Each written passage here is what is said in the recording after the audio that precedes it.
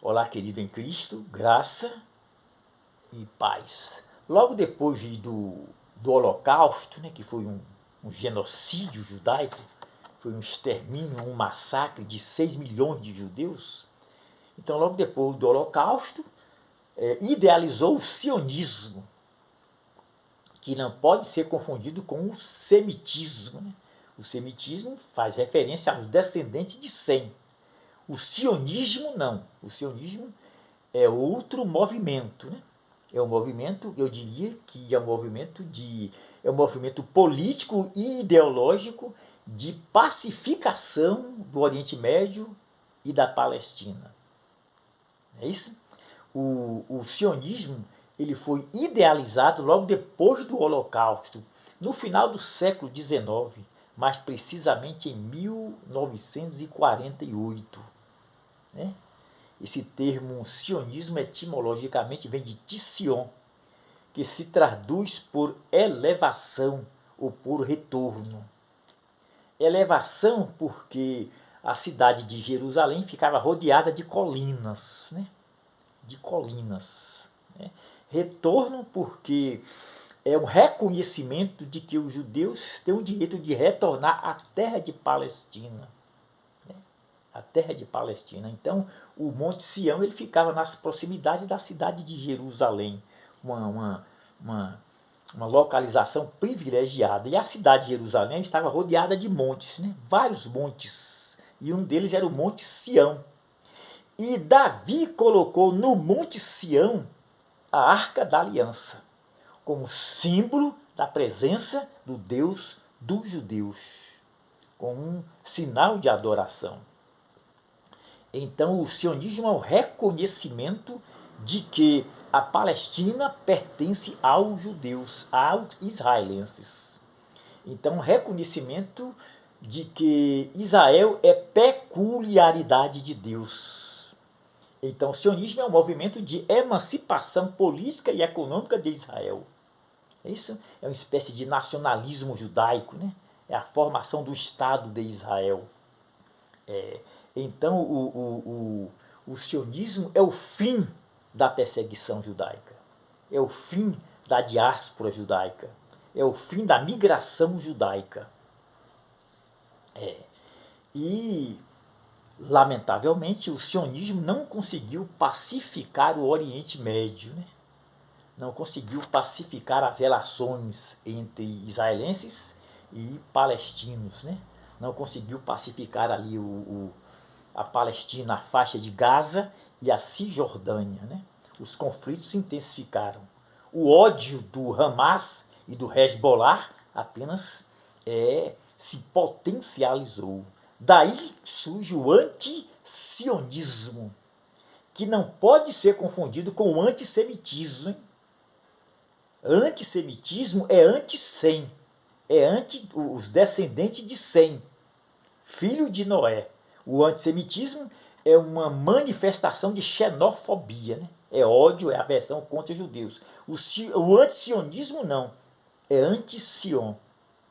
Eu diria que o antisionismo é uma posição política e moral que se opõe ao projeto de colonização dos judeus. Entendeu? Então o antisionismo se opõe ao sionismo.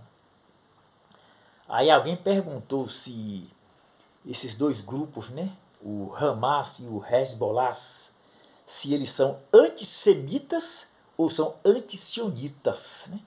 Eu diria que eles são antissemitas e antisionistas. E você observa que o Hamas é um grupo islâmico extremista de viés sunita. Já o Hezbollah é um grupo islâmico extremista, mas de viés xiita. Tanto os sunitas quanto os xiitas, eles têm orientação muçulmana e são oriundos de uma irmandade islâmica. Aí você começa a compreender a complexidade desses conflitos. Olha, o judaísmo e o islamismo descendem do mesmo tronco. O islamismo descende de Ismael, filho de Abraão. O judaísmo descende de Isaac, filho de Abraão. Então observa que são duas religiões abraâmicas, monoteístas. Só que o islamismo tem por fonte de inspiração, fonte de diretrizes, o Alcorão, livro no qual estão as revelações de Maomé. O judeu tem como fonte de diretrizes a Taná, que é a Bíblia hebraica. E uma das partes da Taná é a Torá. Agora, Cristo nos faz compreender melhor esses conflitos, né? Cristo diz o seguinte, olha, quem crê em mim, como diz a Escritura.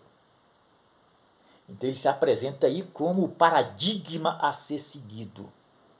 Mas para você seguir alguém, você precisa de uma fonte de orientações. Ele nos mostra. Ele diz, como diz a Escritura. Então a Escritura entra aí como o parâmetro. Cristo é o paradigma a ser seguido. A Escritura é o parâmetro de fé. É o parâmetro de orientações. É o parâmetro de diretrizes. E noutra ocasião, Cristo disse, em mim tenhais paz. Então você observa aí que por trás desses conflitos na Palestina está uma ideologia religiosa. E a religião é uma das causas desses conflitos. Cristo não se apresenta como alguém que é fundador de uma religião. Ele se apresenta como o paradigma a ser seguido. Quem crê em mim, como diz a Escritura. Então, só uma intervenção de Cristo é capaz de pacificar o Oriente Médio, de pacificar ali toda a Palestina, a faixa de Gaza e a Cisjordânia. Só uma intervenção de Cristo é capaz de pacificar essas relações contenciosas entre Hamas e Israel. Só Cristo é capaz de promover a paz. Em mim tenhais paz, disse Jesus.